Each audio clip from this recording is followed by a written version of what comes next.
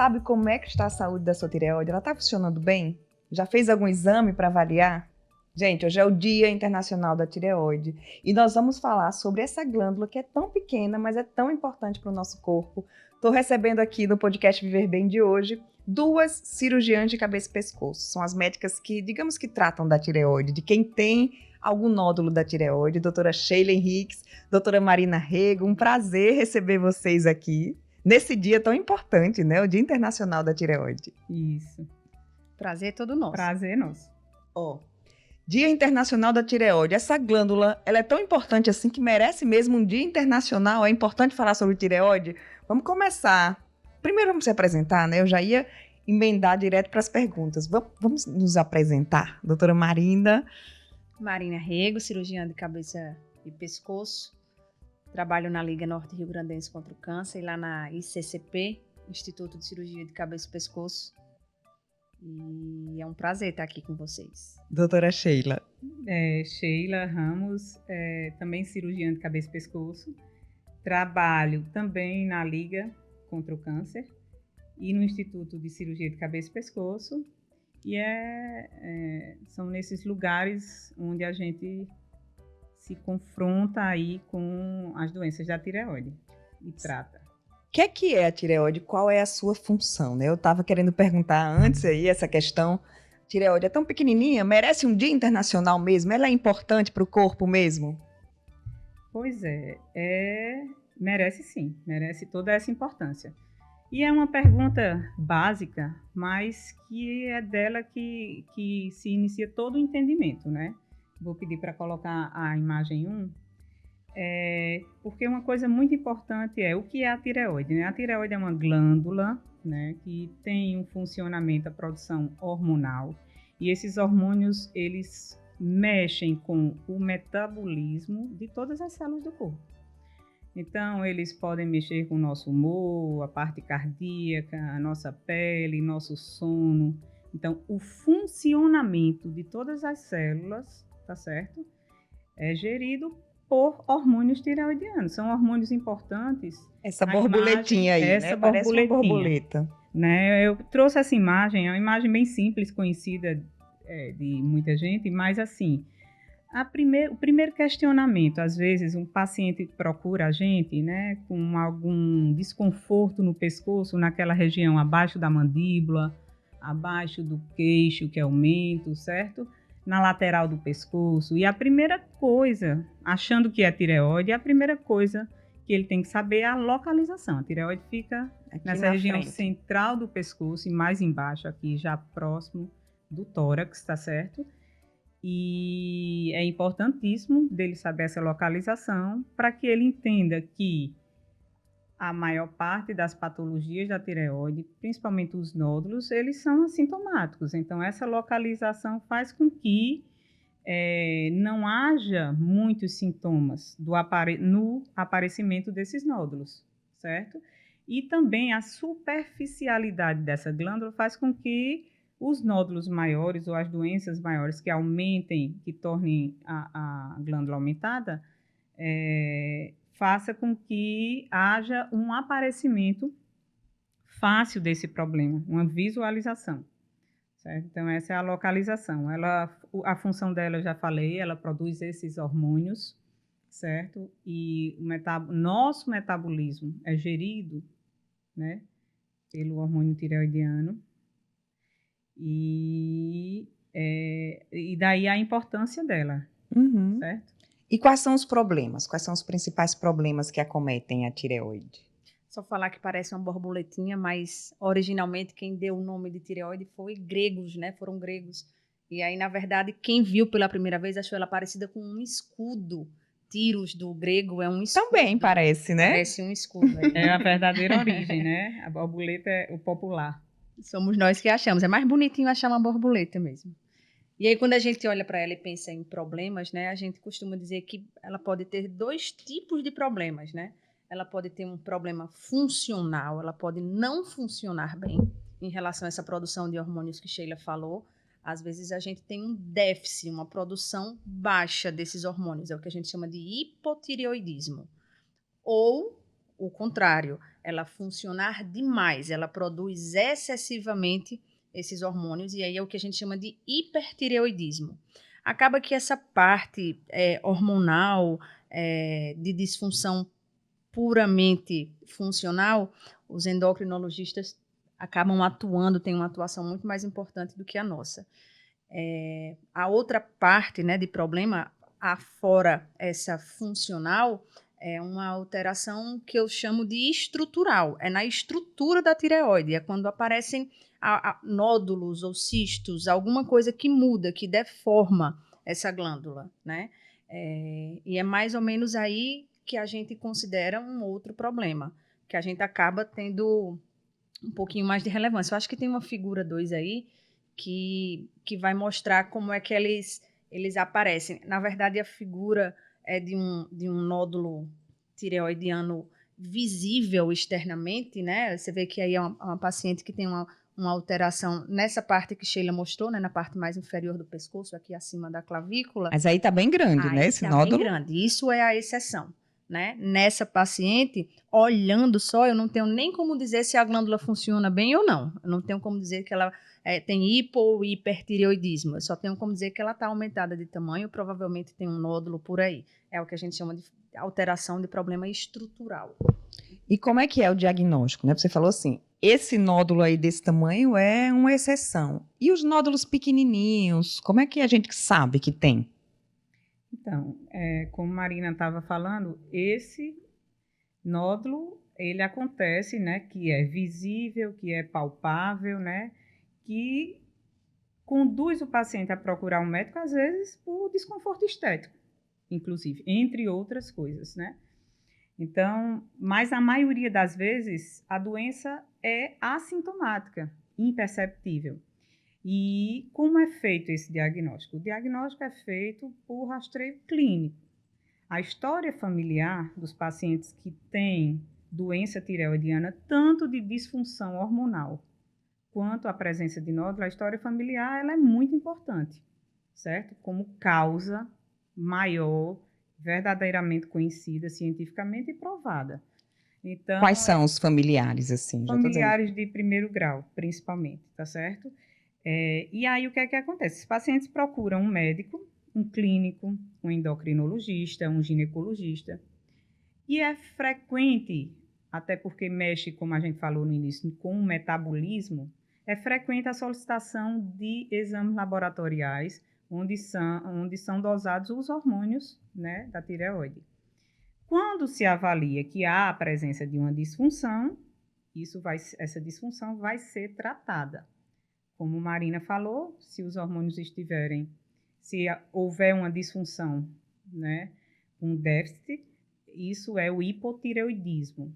E se tiverem os hormônios aumentados, a gente chama de hipertireoidismo. Nos exames, quais são os exames? É T4? T4 livre e o TSH. São esses os básicos, né? Isso a gente, assim, a disfunção tireoidiana, ela abrange uma grande quantidade de motivos, de doenças que podem levar a essa disfunção. Mas a condução final é o hipo e o hipertireoidismo. Cada uma dessa doença tem sintomas diferentes. E o paciente pode ou não chegar com esses sintomas. Isso a gente está falando de alteração hormonal. Que sintomas são esses, doutor? Então, já estou curiosa, já quero saber dos sintomas. Quais são os sintomas aí do hiper e do hipotireoidismo? São bem opostos, né? O hipotireoidismo, você pensa que a glândula ela realmente funciona menos, ela libera menos hormônio na nossa corrente sanguínea e acaba que o metabolismo fica todo mais lentificado, né? Então, se a gente fosse achar uma palavrinha, era essa, fica tudo mais lento, né? A gente tem mais indisposição, apatia, acaba, até uma grande questão da tireoide, como fica mais lento, a gente acaba ganhando um pouquinho a mais de peso, né? Tem alteração hídrica, a alteração da distribuição hídrica, enfim. É tipo o hipo é o que o Ronaldinho teve, né? Que disse que engordou por causa disso. É verdade? Engorda mesmo? Ganha peso por retenção hídrica, certo? E por lentidão do metabolismo. São duas coisas. Mas, assim, se isso for detectado e se isso for tratado e os hormônios normalizarem com a reposição hormonal, então ele está ali, do ponto de vista hormonal, tireoidiano, como uma pessoa que não tem problema. Dali para frente, os problemas que forem existir já não são justificados mais por aquela disfunção. Isso é em toda doença. E não certo? dá para botar a culpa lá do sobrepeso de Ronaldinho só na pobrezinha da tireoide, não, tá? A gente acaba ficando mais lento mesmo, ganha um pouquinho de peso, mas são alterações pequenas do peso, né? Não são grandes. Não são. E são transitórias, né? Até se fazer o diagnóstico e tratar. Certo. E o hipertireoidismo? Tem sintomas? Tem, quase que, como foi falado, o oposto, né? O metabolismo fica acelerado, você tem uma tendência à insônia, você tem uma tendência a perder peso mais facilmente ou a não ganhar peso. Mais que perder peso é o não ganhar peso, tá certo? Você pode ter sintomas como um aumento da frequência cardíaca. Agitação, palpitação. É o contrário. Lá você ficava lento, né? No hipo, apático, indisposto. Aqui é o contrário, você está acelerado. No hipo também pode haver constipação no hipo, né? Agora entenda, tudo depende da intensidade do hipotireoidismo e do hiper. Então existem, como eu falei, doenças muitas que causam hipertireoidismos mais intensos e hipotireoidismos mais intensos. Entendeu? E é o tratamento, a intensidade da alteração hormonal é que vai dizer se esses sintomas são mais intensos ou não.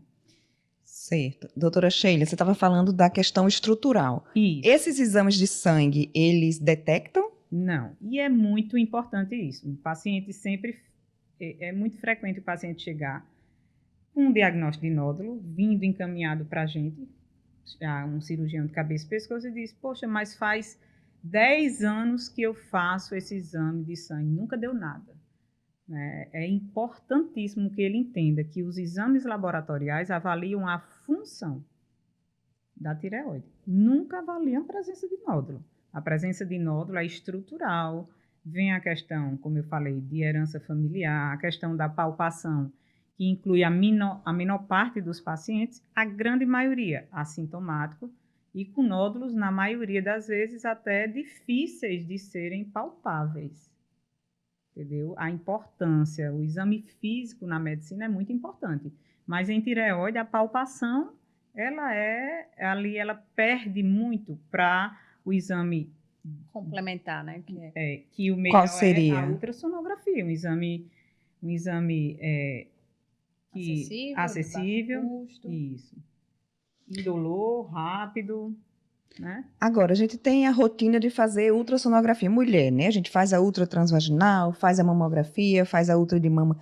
Na tireoide, tem alguma fase da mulher que ela precisa fazer também? Como rastreio? Não sinto nada, meus exames de sangue estão normais. Eu preciso fazer essa ultra ou não?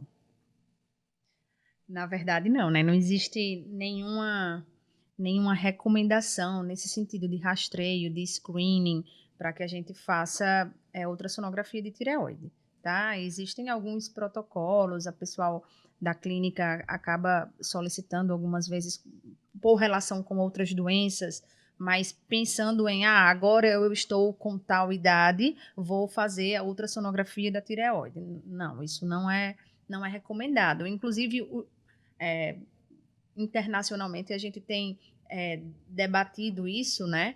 Em relação aos superdiagnósticos, né? A evitar fazer excessivamente esses exames quando eles são desnecessários para não ter que descobrir um nódulo que é assintomático e que muitas vezes não vai trazer prejuízo nem funcional, nem estrutural na sua vida, né? Como é que a gente sabe? Pronto, fiz a ultra, descobri um nódulo. A partir daí, como é que é feito o tratamento? O que é que os médicos, né? Principalmente, acho que o nódulo é com vocês, né? Detectou um nódulo, tem que ir num cirurgião de cabeça e pescoço. Não, ainda essa parte diagnóstica ainda pode ser com o clínico, né? O clínico que a gente fala são algumas especialidades clínicas, mas principalmente o endocrinologista, né? O endocrinologista é aquele clínico que domina mais o conhecimento e a conduta sobre as doenças da tireoide. Eu vou pedir para você colocar a terceira imagem, uma imagem de uma ultrassonografia. Então, a gente falou dos exames laboratoriais, né, que avaliam a função, e isso é uma ultrassonografia da tireoide. Esse desenho aí que está sendo feito, vermelho, É a tireoide. é a tireoide, né? A imagem como é vista na ultrassonografia. O nódulo é esse preto ali. Nessa imagem, aquilo ali é uma imagem cística, né? Então, vamos lá. Primeiro passo, quando se faz uma ultra da tireoide, ela vai avaliar o tamanho, o volume tireoidiano, né? A estrutura dela, se ela está heterogênea, se ela está modificada, por último, a presença ou não de nodulações, né? O paciente sempre pergunta, tem a dúvida, o que é cisto, o que é nódulo, né? Eu estava com essa dúvida aqui. Você falou, não é um nódulo, é um cisto. Qual a diferença? Porque é importante saber, não identificar, mas o cisto, ele é uma nodulação de conteúdo cístico, certo? Ele é sempre benigno, ele não tem indicação de se prosseguir o diagnóstico. É importante na hora que se detecta, já que aquela tireoide apresentou ali momentaneamente aquele problema estrutural, é importante começar a fazer um segmento anual ou a cada 2 anos dessa glândula, para ver se não aparecem outros cistos e nódulos, né? O nódulo em si, aí se você puder mostrar a quarta imagem, o nódulo, ele, na maioria das vezes, ele é sólido, ou ele pode ser de componente Sólido misto, cístico, né? sólido cisto. Isso aí, ó, é um nódulo sólido, tá certo? Certo. Então, quando se faz uma ultrassonografia, ali é o cisto. Voltou. Foi demais. Ao vivo, quem sabe faz ao vivo. Mas é interessante isso, né? Porque essa distinção, né? Sim. De sólido e cisto, Pode de nódulo. ficar nessa imagem aí. De nódulo e de cisto, porque o paciente tem muito essa dúvida, né? Isso. E em relação a prosseguir essa investigação, os cistos deixam a gente muito tranquilos em não ir adiante, né? Então, quando a gente olha na ultrassonografia a característica dessa nodulação e a gente observa que ele é cístico, é quase que estar dizendo um sinônimo de que é benigno. Tudo bem, né? Só Então, deixar quieto vamos e só observar. reavaliar. Tem tratamento? Se for um cisto, tem tratamento? Nem medicamento, nem nada. Cisto, ele é assintomático, ele não causa nenhuma alteração na sua vida. Aí vem aquele primeiro ponto, o volume do cisto. Por exemplo, aquela segunda imagem que a gente colocou lá, aquilo pode ser cístico. E ele pode causar um desconforto estético. E é um cisto. Isso devido à localização e ao tamanho. E ao tamanho. Aí precisa retirar? Aí são questões de desconforto do paciente. Estético, funcional, dele sentir algum desconforto na hora da deglutição. Aí vem indicações individuais. Mas ele é ali benigno. Eu não tenho aquela necessidade de prosseguir com alguma ansiedade de que aquilo possa ser um cisto, certo? De natureza maligna neoplásica. Esse aí que está sendo mostrado, por exemplo, é um nódulo sólido. Então, na ultrassonografia, quando é feita e são detectados ou é detectado um nódulo, aí a gente vai avaliar as características desse nódulo. Que aí tem coisas específicas, né? O tamanho do nódulo, a irregularidade, a presença de calcificação, são critérios que o endocrinologista, um ginecologista, vai ali usar como sinais de alertas para prosseguir ou não. Então, existem atualizações, tá certo? Terapêuticas e de condutas nas quais a gente se norteia para dizer, ó, esse nódulo tem tal tamanho, ele tem essas características, eu não preciso prosseguir, eu só preciso repetir essa ultrassonografia a cada ano ou a cada ano e meio. Se houver ali fatores que levem a uma indicação, ainda nessas atualizações nas quais a gente se baseia, de que a gente tenha que prosseguir, aí vai se prosseguir. Para quê? Como é esse prosseguir? Diagnóstico. Né? Esse diagnóstico, o que é que precisa? Depois da ultrassonografia, é um nódulo. A nossa preocupação, né? Isso que Sheila fala em indicação, é a grande preocupação em tudo, né? No corpo humano. Quando a gente descobre que tem um nódulo, fica todo mundo já encucado ali achando que esse nódulo pode ser câncer, né? Uhum. Que pode ser maligno, que, enfim, essa celeuma que paira na cabeça da gente. E aí, se foi, se não foi, o que é que a gente faz? Como descobre, né? Eu brinco para os pacientes dizendo que um cisto, quando ele é pequeno, né, é como um sinal que a gente tem na pele, dessas manchinhas pequenas. Você vai conviver com isso, vai esquecer que tem isso. Uhum. Não tem problema nenhum. Se um dia ele crescer, ele mudar de característica, aí a gente vai pensar em outra coisa. O nódulo não. O nódulo a gente precisa investigar de forma mais direta, né? Baseado ali naquelas características que Sheila falou, né? As bordas, se tem calcificação, né? Se tem história familiar positiva, se alguém na família tem câncer, são sinais que vão deixando a gente... Câncer de tireoide ou qualquer outro tipo de câncer? De tireoide. É. No caso, de tireoide. Especificamente na tireoide, né? Então, assim, esse nódulo a gente vai olhar essas características, tem características que falam mais a favor da malignidade, tem características que falam mais a favor de benignidade. A gente vai se baseando em scores, né, para fazer uma pontuação. Baseado nessa pontuação e no tamanho do nódulo, a gente pode indicar o primeiro passo de investigação que a gente chama de punção, né? É uma punção aspirativa com agulha fina, guiada por ultrassonografia. Dói? Dói, Sheila? O desconforto não é feito, ela não é realizada com nenhuma anestesia. Foto aí também da punção. Isso é realizado sem nenhuma anestesia, né? O desconforto é da furada. A agulha é fina, como o próprio nome já diz, é a última. E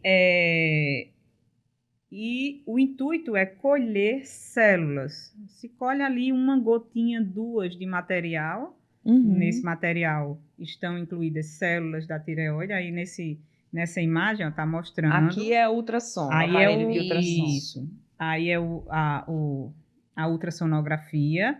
E ou um só profissional faz isso, ou 2 profissionais associados, né? Ali tem um radiologista fazendo a ultrassonografia, ele mesmo, ou outro profissional, vai fazer a punção. A punção, então, certo. é introduzida a agulha com o destino de se colocar essa agulha no interior do nódulo, né? E colherem e serem colhidas as células. Ali a gente vê a imagem, isso não é feito às cegas. Eu estou ali, ó, no monitor o tempo todo, vendo ali naquela imagem a agulhinha, ó, entrando, chegando no interior do nódulo. Então, eu guio o tempo todo. É dinâmico, né? Esse exame, e a gente vê se está no canto certo, livra as estruturas importantes. O desconforto que o paciente sente, então, a dor é a furada, que às vezes incomoda menos do que a coleta de um exame de sangue. Mas o desconforto, às vezes, do paciente é por ser no pescoço, né? O pescoço, poxa, tem uma agulha ali no meu pescoço, mas só para mostrar que é um exame seguro, porque ele é guiado por ultrassonografia, uma imagem dinâmica que está sendo vista. A gente está vendo aonde a agulha está entrando, né? Aí, a partir daí, fez a punção, esse material vai para análise, para um laboratório. Uma avaliação citopatológica que vai dar o primeiro direcionamento naquela grande pergunta de se pode ou não ser câncer, de se pode ou não ser maligno, né? Ele vai me dar um resultado, de posse desse resultado, a gente tem ali a discussão muito particular com o paciente, existem resultados que são muito objetivos, é benigno ou é maligno, né? Então, um nódulo que veio com um resultado benigno e é um nódulo pequeno, a gente vai acompanhar. Um nódulo que veio maligno, a gente não tem discussão. Tem uma indicação cirúrgica clara, clássica, para fazer a remoção da tireoide ou de parte dela. Ninguém tira só o nódulo, é outra pergunta que fazem muito no consultório, né?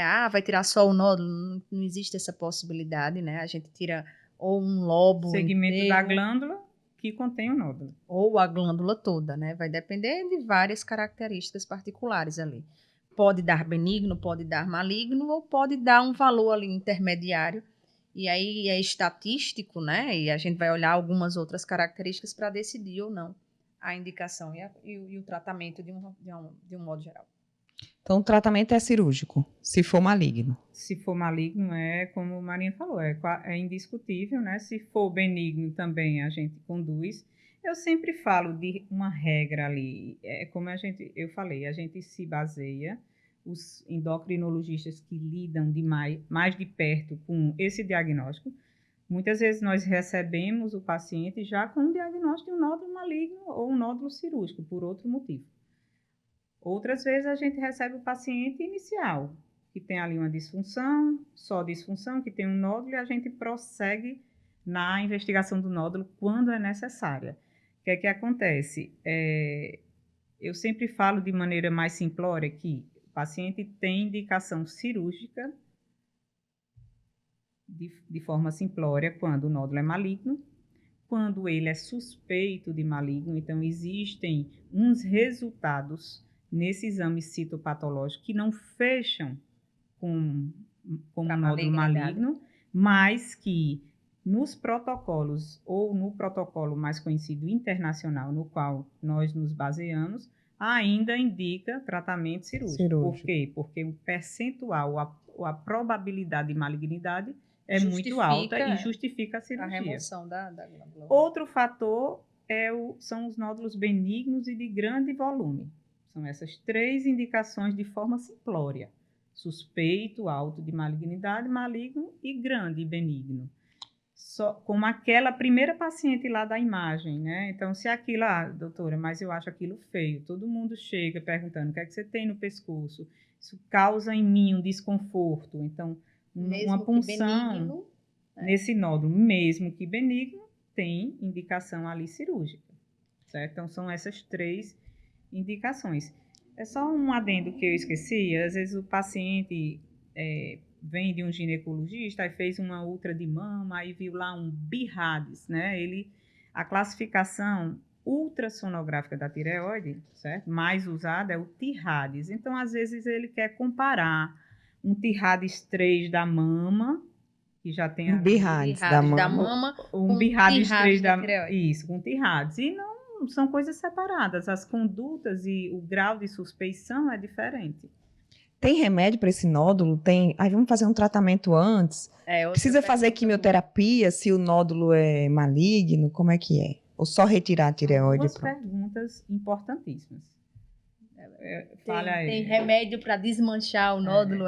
Ou tem? Impedir o crescimento do nódulo? Não existe, né? É uma alteração ali estrutural, intrínseca ali do paciente. Não existe um mecanismo, uma medicação para impedir isso ou para desmanchar o nódulo, como é o que o paciente quer, né? Ali na vontade de ficar curado, né? Isso, são coisas importantíssimas. Esses 2 questionamentos. A não existência você vai esperar, né? Assim, eu sempre digo, a maior parte dos nódulos vai crescer e vai estacionar em um tamanho inferior àquele que começa a dar essas repercussões estéticas e funcionais, certo? Então, na grande maioria das vezes, os nódulos estacionam antes, sem medicação. A importância é do paciente saber, não existe medicação para esse nódulo. Mas eu tenho alguém conhecido que tem nódulo e que toma medicação, certo? Essa paciente está tomando a medicação por uma disfunção hormonal. Talvez não saiba, até hoje, que está tomando para disfunção hormonal. Não é para o nódulo. Não é para o nódulo. Você pode ter o nódulo, que a maioria das vezes, né, você tem um nódulo e não é o nódulo que altera a função da tireoide. Ele está lá, mas ela continua funcionando normal, né? Então, você não toma remédio para o nódulo. Quando você toma remédio para a tireoide, é porque ela tem um problema na função, ou é aquele hipo, ou aquele hiper que a gente falou. Completa, certo. Ela toda. Isso é muito importante. Eu já recebi vários pacientes, doutor, eu tomo remédio faz 10 anos e esse nódulo não some. Então, até hoje, não se sabe. A pessoa não sabia. O outro questionamento... Foi com relação à quimioterapia. Tirou a tireoide, precisa fazer quimioterapia, radioterapia? Pois é, isso é uma coisa, um lado bom da tireoide, né? Então, vamos trazer a notícia boa. A notícia boa é que cada vez mais se avança no desenvolvimento de protocolos que têm uma tendência a ser cada vez mais conservador, porque o comportamento do câncer de tireoide, do nódulo maligno, vamos pegar a pior parte, é muito bom comparado a outros tipos de tumores malignos no nosso corpo, certo? Acho que muitos cirurgiões de cabeça e pescoço ou endócrinos costumam usar uma frase que é muito característica. Se fosse para eu escolher um tumor maligno em mim, como a gente sabe que é de bom comportamento, se escolheria a tireoide. Claro que em medicina sempre tem aqueles casos que fogem, né, por alteração de comportamento tumoral, de biologia molecular, que cada vez mais está se estudando, né, para saber por que esse caso foi para um lado de comportamento tão ruim que não é o mais esperado. Mas normalmente não se precisa fazer quimioterapia nem radioterapia. O tratamento de tumores malignos é cirúrgico. E aí a avaliação final dessa biópsia é quem vai dizer se precisa fazer um complemento desse tratamento com iodoterapia. Então, não se é radioterapia nem quimioterapia, né? Sim. Se usa o iodo para destruição de remanescentes de células da tireoide. Vocês falando aí, né, do tratamento, da cirurgia. Aqui no Viver Bem a gente fala muito de prevenção, né? A importância dos hábitos saudáveis. Tem como eu cuidar da tireoide? Os hábitos de vida interferem na saúde, no funcionamento da tireoide ou não tem relação? Se você tiver que ter, vai ter mesmo e ponto. Ou dá para prevenir? O câncer de tireoide, ele tem ainda não tem um grande fator de risco que a gente consiga evitar, né? Tem se associado muito à obesidade, né? A gente sabe que a obesidade acaba favorecendo o surgimento do câncer de tireoide, mas ainda não é uma associação, assim, não existe aqui, como o tabagismo para alguns tipos de câncer, como o etilismo, ainda não existe um fator de risco muito específico para o câncer de tireoide, né? Então, de um modo geral, hábitos saudáveis que a gente sabe que vão impedir os cânceres de um modo geral, a gente costuma recomendar para a tireoide. De conhecimento já, né, certo, é herança familiar, é muito importante. E aí no comecinho você perguntou, mas herança de quê? De outros tipos, não, de Câncer de tireoide. Para câncer de tireoide. Sim. É muito. Isso aí não é obrigado você ter uma mãe que teve, mas você tem uma probabilidade alta. E a outra é a radiação, certo? A radiação, ela é tida como um fator já certo no desenvolvimento de câncer de tireoide, né? Então, por exemplo, quando a gente vai fazer um exame de imagem, vai fazer um tratamento dentário, se coloca aquela proteção, porque já é certo. Mas vem se estudando e vem se observando a obesidade como um fator, outros fatores alimentares que vêm em estudo, mas são estudos em andamento, né? E quando a gente fala de hereditariedade, é a evolução da ciência, é de biologia molecular também, do comportamento, do estudo que se faz e que se vem fazendo cada vez mais de marcadores tumorais que façam com que a gente pressuponha que esse nódulo vai ter um comportamento diferente daqueles outros 95%. Genética, né? Alguns genes, algumas mutações específicas que a gente sabe que tem uma correlação.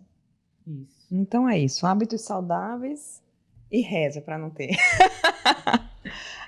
Exatamente. Agora, é bom, não é assim, não é nada amedrontador. Falando aqui, vocês falaram de câncer, mas a função da tireoide, os hábitos de vida interferem nela ou não? Não. Esses problemas funcionais. Na função também não. Estruturalmente é antigo, né? A falta do iodo, que era sabida, que hoje não existe mais por protocolo de introdução do iodo em sal de cozinha, né? Era isso que fazia com que houvesse aqueles grandes crescimentos tireoidianos, os bócios, volumosos, que a gente encontrava aí com mais facilidade.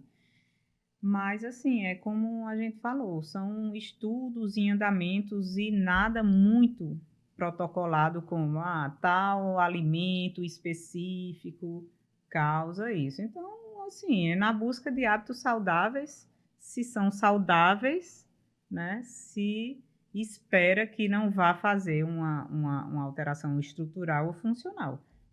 Mas as que são conhecidas e certas são essas que... Só para a gente terminar esse bate-papo tão rico.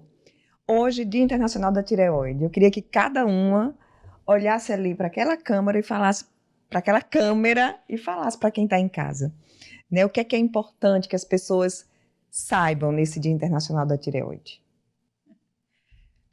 Tireoide é um órgãozinho muito pequenininho, muito miudinho, mas que tem um papel fundamental no corpo da gente. Acaba que a gente tem muito medo quando descobre que tem esse danado desse nódulo, mas se eu queria deixar um recado é que fique tranquilo que o nódulo da tireoide nem sempre, na verdade, na maioria das vezes ele é benigno e que quando ele é maligno, a gente tem uma proposta baseada em evidência científica, uma proposta curativa para esse paciente, né? Os protocolos e os tratamentos estão cada vez mais atuais para que a gente consiga oferecer isso de forma segura, de forma cada vez mais conservadora para o paciente. Ótimo. Doutora Sheila. Ela falou muito, eu pensava que ela ia só amedrontar, né? Eu ia falar a parte calma, mas assim, é importante demais. O que é que eu vou fazer frente a tudo isso que eu escutei? Importante levar em consideração a história familiar. Se houver essa história familiar, procurar um clínico, um endocrinologista, para ter ali como base aquela primeira investigação, tanto funcional como estrutural. E que se for, na pior das hipóteses, diagnosticado um nódulo ruim, vocês viram aqui que, na maior parte das vezes, é de fácil condução. O que a gente não enfatizou, quando se tira a tireoide, e aí essa função, o que é que vamos fazer com essa ausência do hormônio tireoidiano, né? Vai se repor. É outra coisa importante, né? Mas aí muitos pacientes temem a cirurgia, o tratamento cirúrgico, quando esse é indicado, porque diz, meu Deus, eu vou tomar hormônio, né? E se existe um tabu de hormônio, que o hormônio faz ganhar peso, entre outras coisas.